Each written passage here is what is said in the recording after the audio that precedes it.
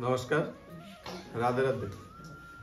যারা আমাদের চ্যানেলের সঙ্গে জড়িত রয়েছেন এবং যারা আমার সম্মুখ রয়েছেন তাদের সবাইকে নমস্কার, রাধে রাধে। চলুন আজকে আর একটু কৃষ্ণ কথা সবাই মিলে আমরা শ্রবণ করি। দেখুন কি বলেছে, যে বিন সৎসং বিবেক না হই, বিন রাম কৃপা সুলভ না হই। মানে বিনা সৎসঙ্গে কারোর বিবেক ভাই খুলতো না, বিনা রাম কৃপা কারোর কোনো লাভ হবে না। আমাদের জীবনে সৎসঙ্গ লাগবে এবং সেই সৎসঙ্গে যে রাম পরমাত্মা, সেই রামের কৃপা আমাদের ভাই লাগবে।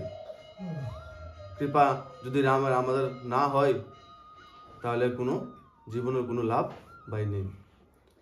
দেখুন যে বিবেক, যদি আমরা বিবেক জাগ্রত করে আমাদের জীবনে যে কোনো কাজ যদি না করি তাহলে লোকসান আমাদেরই হয়। লোকসান কার হয়? সে আমাদেরই হয় ভাই। তো দেখুন একবার কি করেছে, বালি আর সুগ্রীব তারা দুই ভাই ছিলেন। কে ছিলেন? তারা দুই ভাই ছিলেন ভাই।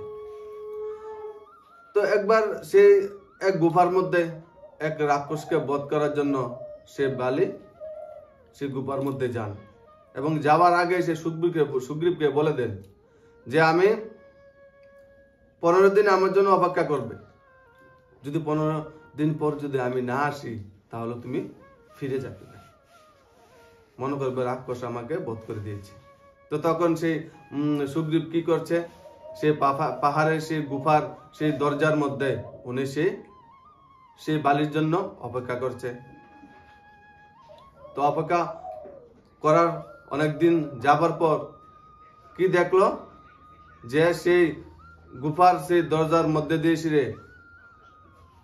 সেই রক্ত আসছে ভাই। কি আসছে? সেই রক্ত আসছে। তখন সেই সুগ্রীব নিজে ভাবতে লাগলেন, মনে হয় সেই রাক্ষস আমার সেই ভাইকে হত্যা করে ফেলেছে ভাই। কি মনে করেছে? যে রাক্ষস আমার সেই ভাইকে হত্যা করে ফেলেছে ভাই। সে আমার সেই ভাই বালি এত সাহসী, এত বীর, এত শক্তি উনার, যদি উনাকে হত্যা করে ফেলে তাহলে আমি তো একদম সাধারণ, তাহলে আমাকেও সেই রাক্ষস হত্যা করে ফেলবে যদি আমাকে এসে দেখে। তখন সেই সুগ্রীব কি করলো, সে বড় এক পাথর এনে সেই পাহাড়ের গুফার যে দরজা, সেই দরজা বন্ধ করে ফেললো ভাই। তো তখন সেই গুফার মধ্যে যে রাক্ষস এবং বালির মধ্যে লড়াই হয়েছিল, সেই লড়াইয়ের মধ্যে সেই রাক্ষসকে মেরেছে সেই বালি, এবং সেই রাক্ষসের রক্ত সেই দরজা দিয়ে আসতে শুরু করলো। তখন সেই সুগ্রীব কি করলো, ভাবছে ওনার ভাই হত্যা হয়েছে, তখন উনি সেই গুফার মধ্যে রাস্তা বন্ধ করে দিন, সে পাথর, বিরাট বড় এক পাথর দিয়ে ভাই। তখন সে বালি কি করলো, যখন সে গুফার দরজার পাশে আসলো তখন এসে দেখে সেই দরজার রাস্তা বন্ধ। তখন সে অনেক বিপদে পড়ে যায় এবং নিজে মনে মনে ভাবতে লাগলেন যে আমার ভাইকে বললাম আমার জন্য অপেক্ষা করতে, সে রাস্তা বন্ধ করে দিল ভাই। তখন সে অনেক কষ্ট করে বালি সেই গুফা থেকে রাস্তা খুললো ভাই। খোলার পর তখন উনি উনার কিছুক্ষণ পর যখন উনার রাজ্য তিনি যান, গিয়ে দেখেন কি সেই সুগ্রীব কি করেছে, সে একদম পুরা সেই বালির রাজ্য দখল করে এবং বালির সেই স্ত্রী সবাইকে দখল করে নিয়ে উনি একদম আরামে চলছে ভাই। তখন সেই বালি কি করলো, সেই সুগ্রীবকে রাজ্য থেকে মেয়ারে পিটিয়ে দূর করে দিল এবং সেই সুগ্রীব কি করেছে, সে বালির বয়ে একদম একটি পর্বতের পিছনে গিয়ে লুকিয়ে রয়েছে ভাই।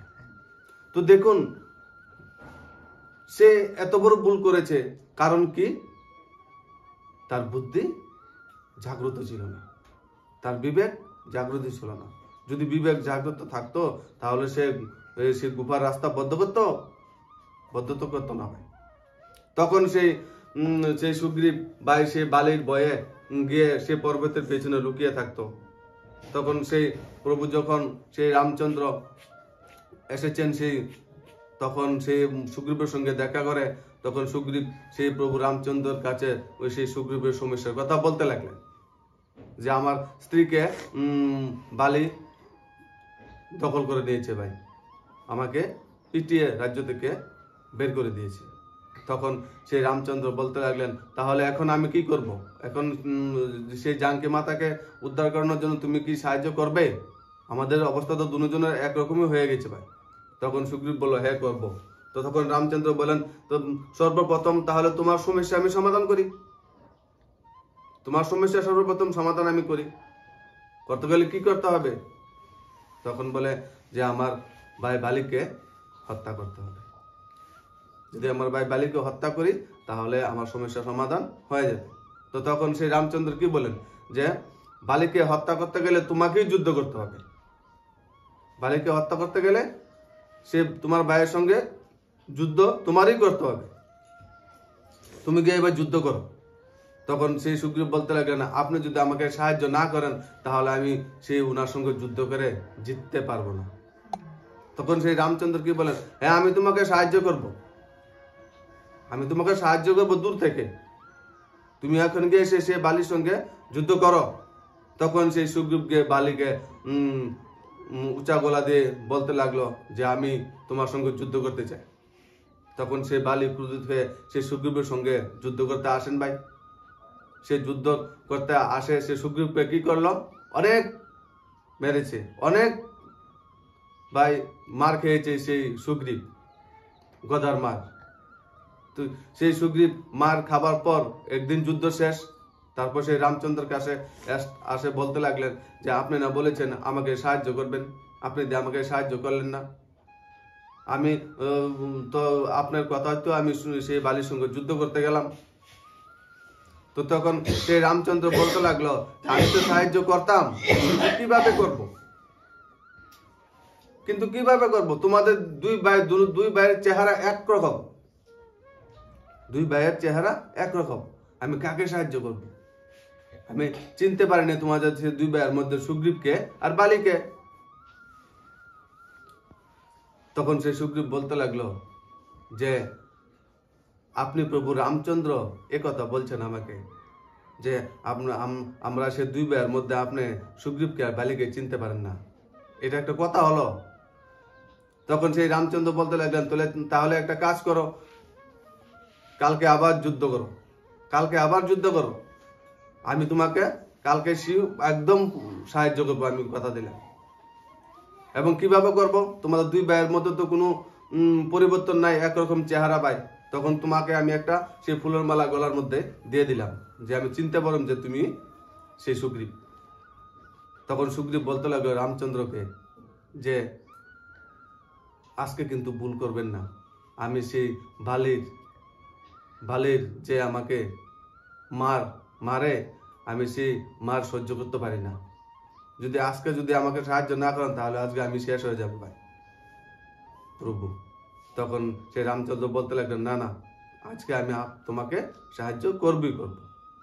তো তখন সেই বালি যখন সুগ্রীবকে মারতে লাগলো তখন সেই রামচন্দ্র কি করলো, সে বালিকে এসে তীর মেরে দিল, মেরে বালিকে হত্যা করে ফেলল।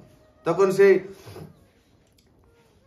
সুগ্রীব রামচন্দ্রকে বলতে লাগলেন যে আপনি তো প্রথম দিন যেদিন আমি সেই বালির হাতে মার খেয়েছি ভাই, সেদিনই তো আমাকে সাহায্য করতে পারতেন, কিন্তু সেদিন কেন করেননি? তখন সেই রামচন্দ্র বলতে লাগলেন জানো সেদিন কেন করিনি? কেন? কারণ তোমার ভাইয়ের জন্য তোমার মোহ ছিল। কি ছিল? তোমার সেই ভাইয়ের জন্য তোমার মোহ ছিল, সেই জন্য আমি তোমার ভাইকে হত্যা করিনি। সেই বালির হাত থেকে তুমি মার খাবার পর এরপর তোমার মোহ শেষ হয়েছে, সেই জন্য তারপরে আমি সেই বালিকে হত্যা করেছি। তো দেখুন, তা আমরা যদি কাকে জিততে হবে, সে মোহকে আমরা জিততে হবে। যদি মোহকে আমরা না জিতি তাহলে আমরাও হেরে যাব ভাই। আমরা কি করব? হেরে যাব। সে ভগবান বলল না যে বিন রাম কৃপা সুলভ না হই, রামের অতি কৃপা থাকতে হবে। তো রামের কৃপা কিভাবে থাকবে ভাই? সৎসঙ্গে আসা যাওয়া থাকলে তো রামের কৃপা থাকবে। আর সৎসঙ্গে আসা যাওয়া যদি না থাকে আমাদের, সে রামের কৃপা থাকবে? অর্জুন কার সম্মুখ ছিল? সে শ্রীকৃষ্ণ সম্মুখ ছিল, ছিল না? তখন সেই অর্জুনকে শ্রীকৃষ্ণ কি বলল? যে অর্জুন, যজ্ঞ কত রকমের আছে জানো? তখন সে অর্জুন বলতে লাগলেন যে কত রকমের আছে। আমি তো জানি যে ব্রাহ্মণ এবং পণ্ডিত আমাদের যে যজ্ঞ করে, সেই আম পাতা, বেল পাতা এবং সেই ঘি দিয়ে সে যজ্ঞ করে, সেই একরকম যজ্ঞই আমি জানি। সে অর্জুন বলতে লাগলো। তখন সেই কৃষ্ণ কি বললেন? যে যজ্ঞ একরকম নয়, যজ্ঞ হয়েছে 4 রকম। সেটা তো ঠিক আছে। সে যজ্ঞ করার ফলে, সবাই মনে রাখবেন, সেই যজ্ঞ করার ফলে, যে যজ্ঞ আমরা সেই আম কাঠ এবং আম পাতা, বেল পাতা এবং ঘি দিয়ে যে যজ্ঞ আমাদের সমাজের লোকে করছে, সেই যজ্ঞ দিয়ে কি হয়? সূক্ষ্মতায় বাতাসের সঙ্গে যে কিছু কিছু বিষাক্ত জীবাণু আছে হালকা, শুধু সেই জীবাণু একটু ধ্বংস হয়, কিন্তু কোনো ব্যক্তির, কোনো কারোর কল্যাণ ভাই আসে না। অর্জুন জেনে রেখো, যজ্ঞ 4 রকমের আছে। প্রথম হয়েছে দ্রব্যযজ্ঞ। কি প্রথম? দ্রব্যযজ্ঞ। তারপর হয়েছে কর্মযজ্ঞ, তারপর হয়েছে যোগযজ্ঞ, তারপর হয়েছে জ্ঞানযজ্ঞ। তো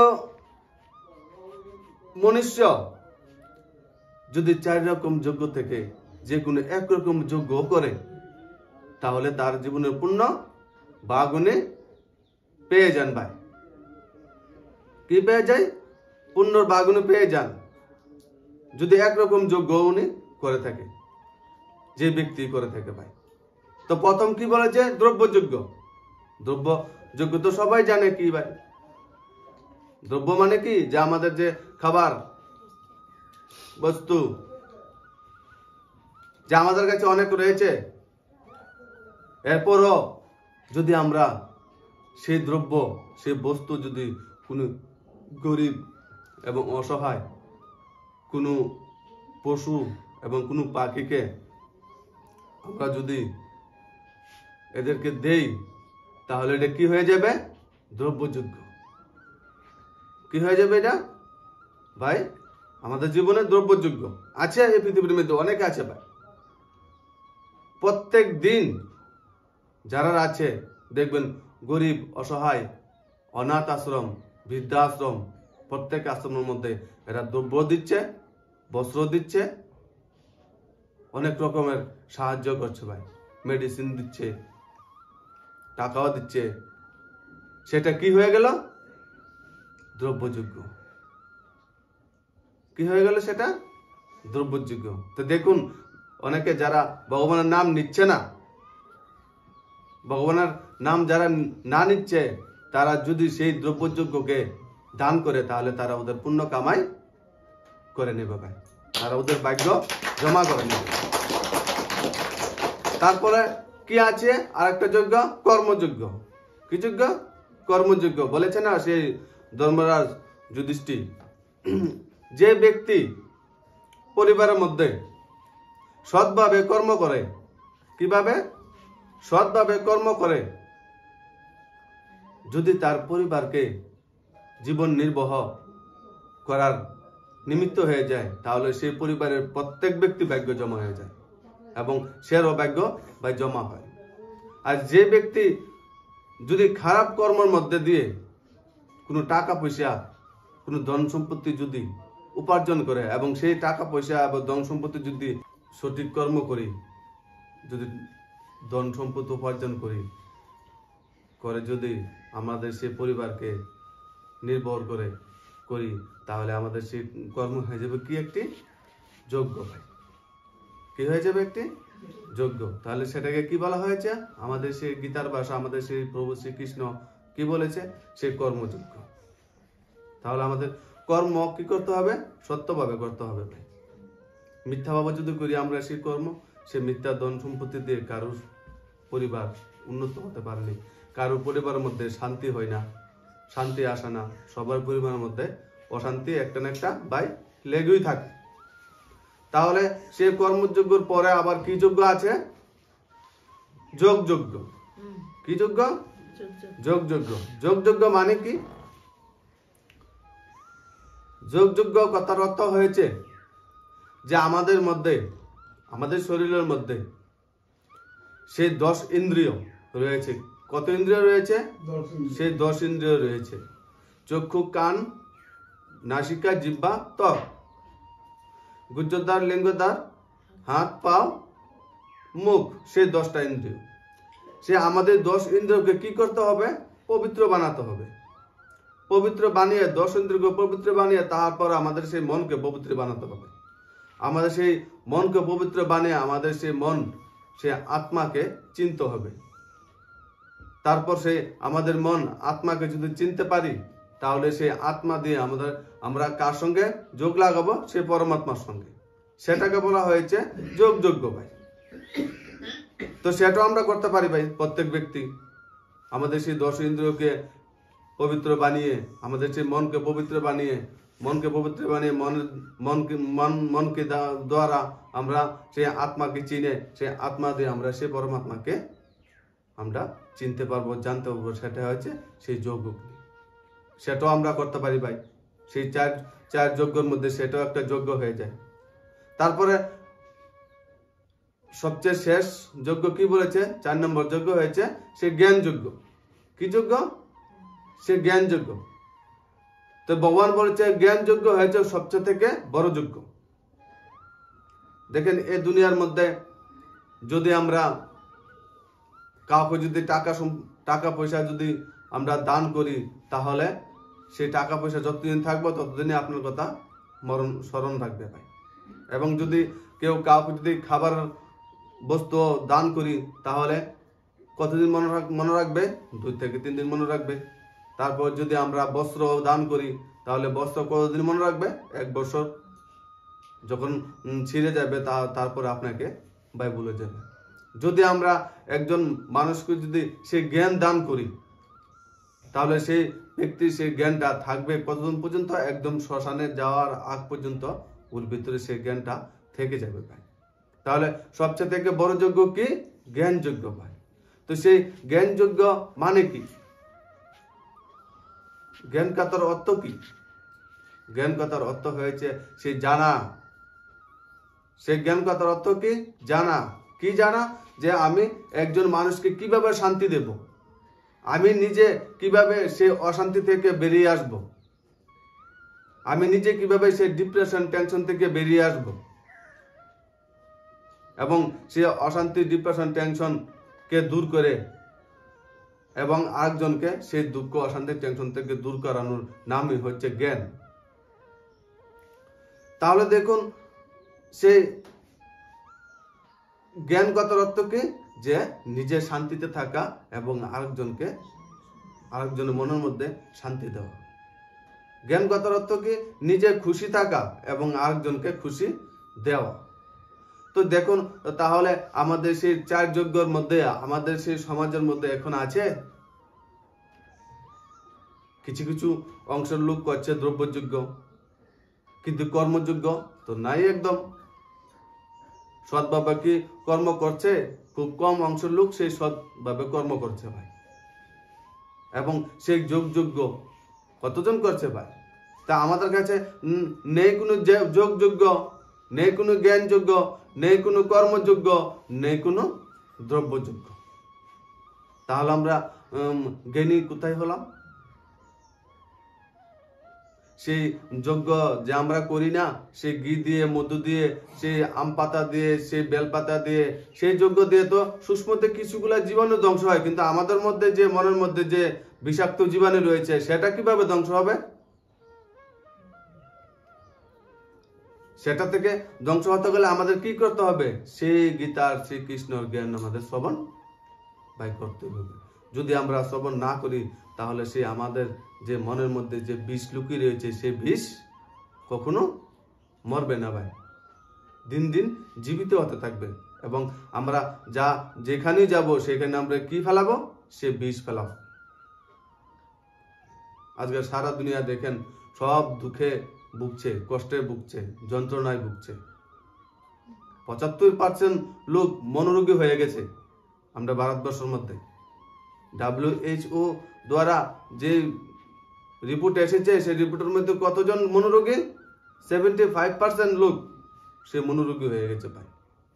তো যদি সেই পূজা এবং সেই যজ্ঞ দিয়ে যদি মানুষের ঘরের মধ্যে, মানুষের মনের মধ্যে, মানুষের পরিবারের মধ্যে যদি শান্তি আসতো, তাহলে 75% লোক কেন এত মনোরোগী হয়েছে? কারণ সে পূজাও ঠিক মতো হচ্ছে না, যজ্ঞও ঠিক মতো হচ্ছে না, এবং জ্ঞানও ঠিক মতো বাই হচ্ছে না। দেখুন প্রত্যেকে গিয়ে দেখুন আজকে সেই মনোরোগের কোনো ওষুধ নেই। সেই মনোরোগের কোনো ওষুধ কোনো ডাক্তার, কোনো সায়েন্টিস্ট, কোনো বৈজ্ঞানিক আজ পর্যন্ত বের করতে পারে না। সেটার মধ্যে কি মিশিয়েছে? সে ওষুধের মধ্যে মনোরোগের ওষুধ তো আছে, সেটার মধ্যে বেশিরভাগ আফিং মিশানো রয়েছে, আফিং মিশানো রয়েছে, নেশা জাতীয় জিনিস মিশানো রয়েছে। খেলে একটু পরে ঘুম আসে, তারপরে আবার যে কি সেই আবার দুঃখ, আবার সেই যন্ত্রণা, সেই কষ্ট আমাদের আবার সে পেতেই থাকে। তাহলে সে মনোরোগের ওষুধ এখনো কোনো পৃথিবীর মধ্যে কত বড় বড় দেশ রয়েছে, আমেরিকা রয়েছে, ইংল্যান্ড রয়েছে, সুইজারল্যান্ড রয়েছে, সিঙ্গাপুর রয়েছে, এত বড় বড় উন্নত দেশ মনোরোগের ওষুধ বার করতে পারেনি। তাহলে সে আমাদের সেই মনোরোগের ওষুধ একমাত্র একটাই রয়েছে, সেই শ্রীকৃষ্ণ কথা, সেই রাম কথা, সেটা হচ্ছে মনোরোগের ওষুধ।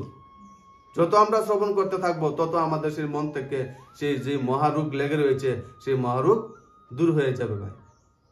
রামায়ণের মধ্যে লেখা আছে না যে রাম রাম রাম নাম কি ওষুধি, যোগ খরে নিয়ত সে খাই, রোগ দুঃখ হবে নেই, মহারোগ মিট যায় ভাই। তা আমাদের মধ্যে এখন প্রত্যেকের মধ্যে কি রোগ লেগে আছে? মহারোগ মানে কি? আমাদের সেই শরীরের মধ্যে প্রধান অংশ কি? আমাদের সেই শরীরের মধ্যে প্রধান অংশ হয়েছে সে মন, যে মন নাকি 24 ঘন্টা কাম করে ভাই। কি করে 24 ঘন্টা সে মন কাজ করে আমাদের শরীরের মধ্যে? আমরা যদি ঘুমিয়ে থাকি এরপরে সেই মনটা কাজ করতে থাকে ভাই। তাহলে সেই মহারোগ এখন কোথায় লেগে রয়েছে? সেই মহারোগ ডাক্তার তো আমাদের যে শরীরের রোগ রয়েছে সেই শরীরের রোগের চিকিৎসা ওরা করতে পারবে, কিন্তু সেই মনের রোগের চিকিৎসা ওরা করতে পারবে না। সেই মনের মধ্যে যে রোগ লেগে রয়েছে সেই রোগের নাম হয়েছে মহারোগ। তো সেই মহারোগ একমাত্র শেষ হবে কিভাবে? সেই রামের দ্বারা, সেই রাম কথা দ্বারা আমাদের সেই মনোরোগ ভাই শেষ হবে। তাহলে দেখুন আমরা সেই 4 যজ্ঞের মধ্যে যদি একটি যজ্ঞ আমরা সেই মন দিয়ে করি তাহলে আমরা পূর্ণ আমাদের মধ্যে জমা হবে।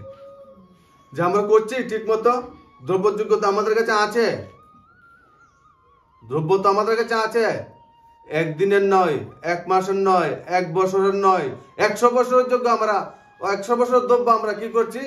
জমা করে রেখেছি, কিন্তু কাউকে কিঞ্চিত মাত্র আমরা দান বাই করি না। তাহলে আমরা কোথায় করলাম দ্রব্যযোগ্য? তারপর কর্মযোগ্য, শ্রেষ্ঠ বাবা কর্ম কেউ এখন করছে? সব মিথ্যা কর্ম, সব মিথ্যার কর্ম করেই চলছে। মিথ্যার কর্ম করে এই সংসার লালন পালন করছে, এবং সংসারে যত প্রত্যেক ব্যক্তি সব কি হচ্ছে? সে মিথ্যাই হচ্ছে। যোগযজ্ঞ কই? কোথায় যোগযজ্ঞ? সেই 10 ইন্দ্রকে কে সঠিক বানিয়েছে আজ পর্যন্ত? সেই চোখ দিয়েতে এখনো খারাপ দৃষ্টি সারা দুনিয়া কি দেখছে? সেই কান দিয়ে তো ভালো কথা শুনুই না, সেই কান দিয়ে তো শ্রেষ্ঠ কথা শুনুই না। সবাই ধৃতরাষ্ট্র এবং গান্ধারী সেজে রয়েছে ভাই। চোখ, ধৃতরাষ্ট্র তো চোখেও অন্ধ ছিল কিন্তু কানে তো শুনতো। আর আমরা এখন সমাজের মানুষ চোখও অন্ধ হয়ে রয়েছে এবং কানও অন্ধ হয়ে রয়েছে ভাই। তো তাহলে দেখুন সেই যোগযোগ্য কোথায় নেই। চোখের আসনে আমরা জিততে পারি না। কি বলেছে পরীক্ষিতকে সেই সুখদেব, যে জিতে আসেন জিতেন্দ্রিয়, জিতে আসেন জিতেন্দ্রিয়, জিতে শ্বাস, জিতে চিত্ত। তাহলে আমরা আসন কোথায় জিতছি? সে আসনের কথা বলেনি, সে পদ্মা আসনের কথা বলেনি কখনো। সে তোমার মনের আসন জিত, জিতেন্দ্রিয় জিত, জিতে শ্বাস, শ্বাসে জিত, শ্বাস জিত, নিজের শ্বাসটাকে জিত। তাড়াতাড়ি ফেলবে না, একটু ধীরে ধীরে শ্বাস ফেলবে ভাই। তাহলে আমরা শ্বাস জিতেছি, প্রত্যেক শ্বাসের মধ্যে আমরা সেই দুঃখ কষ্ট নিচ্ছি, ছাড়ছিও সেই দুঃখ কষ্ট। তারপর সেই আমাদের চোখের আসনে জিততে পারি না, আমাদের কানের আসনে জিততে পারি না। আমরা সবকিছু খাই ফিল্টার করে, সবকিছু খাই কি করে? ফিল্টার করে এবং ভালোভাবে ছেঁকে, যেটা ভালো সেটা আমরা গ্রহণ করি, ভোজন করি ভাই। জল শুদ্ধ আমরা ফিল্টার করে জল খাই ভাই। একবার না 16 বার ফিল্টার করে খাই, 16 বার জলকে ফিল্টার করে আমরা শ্রবণ করি ভাই। কিন্তু একবার যদি আমরা চোখের দৃষ্টি একটু ফিল্টার করে দেখি, তাহলে সে আমাদের চোখের আসন জিতে নেব ভাই। আমরা একবার যদি সেই কানকে একদম কথা যদি ফিল্টার করে শুনি, তাহলে আমাদের সেই কানের আসনকে আমরা জিতে যাব ভাই। দেখুন আমাদের সেই ভারতবর্ষের মধ্যে সবচেয়ে থেকে খারাপ হবার কারণ কি? প্রত্যেক পরিবারের ভিতরে অশান্তি আসার কারণ কি? সেই কান। কারণ সেই কান দিয়ে আমরা না দেখে, কান দিয়ে শুনে আমরা সংসারের মধ্যে অশান্তি ডেকে আনি। একজন একটা কথা বলেছে, আমরা আগে যাচাই করি না এবং নিজের চোখে না দেখে একজন কথা এসে বলে দিল, আমরা বিশ্বাস করে ফেললাম এবং বিশ্বাস করে সারা জীবন ওর সঙ্গে আমার সত্যতা লেগেই রইল। তাহলে সেই কানের আসন আমরা কোথায় জিতলাম ভাই? দেখুন এই সমাজের মধ্যে যদি আমরা বিষ পান করি, তাহলে মৃত্যু কার হয়? আমার একবার মৃত্যু হয়ে যায়। কি হয়ে যায়? একবারে মৃত্যু হয়ে যায় এবং আমার ব্যক্তিগত মৃত্যু হয়। যেই করবে বিষ কিন্তু কারোরই চিনবে না। যদি একবার পেটে চলে যায়, তাহলে তারপরে যদি আমরা বলি এই লোকটা আমাকে খেয়ে দিয়েছে, লাভ কোনো হবে না, তোমার এবার অ্যাকশন হবেই, তোমার মৃত্যু হবেই ভাই। তাহলে আমরা বিষ শ্রবণ করি, তাহলে আমি একা মরবো। কিন্তু সেই কান এমন একটা বিষ, আমি একা তো মরবো না, পুরা পরিবারকে নিয়ে আমি ভাই মরব। সেই কানের বিষ, সেই কান মন্ত্র। কান মন্ত্র কি করে? নিজেকে তো ধ্বংস করবেই এবং পুরা পরিবারকে ধ্বংস করবে, পুরা সমাজকে ধ্বংস করবে, পুরা দেশকে সে ধ্বংস করবে। তাহলে আমাদের সেই কান দিয়ে কি কথা শ্রবণ করতে হবে? কি কথা? শ্রেষ্ঠ কথা। কি কথা? শ্রেষ্ঠ কথা। আর শ্রেষ্ঠ কথা কি? শ্রেষ্ঠ কথা হয়েছে সেই কৃষ্ণ এবং রাম কথা হয়েছে শ্রেষ্ঠ কথা। তাহলে আমরা যদি সেই কৃষ্ণ এবং রাম কথা শ্রবণ করি, তাহলে আমাদের সেই কানের আসন জিততে পারবো। আর যত আমরা নোংরা কথা শ্রবণ করতে থাম, তত আমরা সেই পুরা আমার শরীর তো নষ্ট হবেই, আবার আমার শরীর তো ধ্বংস হবে এবং আমার পরিবারও পুরা ধ্বংস হয়ে যাবে ভাই। তাহলে সেই পরীক্ষিত কি বলেছে? সে আসন জিততে বলেছে। কোন আসন জিততে বলেছে? পদ্মা আসন না ভাই। তোমার মনের আসন জিত, চোখের আসন জিত, চোখ দিয়ে ভালো দৃষ্টি দেখো, কান দিয়ে বালা শুনো এবং নাক দিয়ে বালা শুদ্ধ অক্সিজেন ছাড়ো এবং নিতে থাকো ভাই। তাহলে আমরা আসন কোথায় দিচ্ছি? পার্টি দিয়েছে যাতে হেঁটে কোনো ভালো জায়গায় গিয়ে সেই জায়গাটা যাতে আমরা একদম পরিবর্তন করে নিই, একদম স্বর্গে যাতে এনে ফেলি, যে আমরা সেই পাওদের যেখানেই যাই আমরা সেখানে গিয়ে এসে একটা হট্ট গন্ডগোল করা শুরু করে দিই ভাই। তাহলে সেই পাওয়ার আসনে আমরা কোথায় জিতলাম? সে হাত দিয়ে কখনো কোনো গরিব অসহায় রোগীকে আমরা সেবা করেছি? সেই হাত দিয়ে আমরা কখনো সেই ভগবানের সেবা করেছি? তাহলে সে আমাদের আত্মার আসনে কোথায় জিতলাম? তা আমাদের সেই পরীক্ষিত বলেছে আমরা প্রত্যেককে সেই আসন জিততে বলেছে ভাই। তো দেখুন সেই 4 যজ্ঞের মধ্যে আমরা ঠিকভাবে এক যজ্ঞ করছি না, তো ভগবান শ্রীকৃষ্ণের কথা আমরা কোথায় রেখেছি? তাহলে বুঝতে গেছেন আজকে তো যতটুকু আজকে শ্রীকৃষ্ণ সেই যজ্ঞের সম্বন্ধে আলোচনা করেছি। তাহলে সবচেয়ে বড় যজ্ঞ কি হয়? কি যজ্ঞ? সেই 4 যজ্ঞ। সেই যজ্ঞ নয়, সেই যজ্ঞ দিয়ে কি হবে? আম কাঠ, বেলপাতা, তুলসী পাতা এবং ঘি দিয়ে মধু দিয়ে সেই যজ্ঞ করলে কি হবে? শুধু আমরা সুস্মতে কিছু জীবাণু ধ্বংস হবে এবং আমাদের মনে যে বিষ লেগে রয়েছে সেই মন থেকে বিষ কখনো যাবে না ভাই। আর সে আমাদের মন থেকে বিষ দূর করার জন্য সেই 4 যজ্ঞ আমাদেরকে করতে হবে। যে 4 যজ্ঞের মধ্যে যে একটি যজ্ঞ করতে পারবে তারই ভাগ্য জমা হয়ে যাবে এবং তারই পুণ্যকর্মতে জমা করে নেবে ভাই। আজকে এই পর্যন্তই। রাধে রাধে, নমস্কার।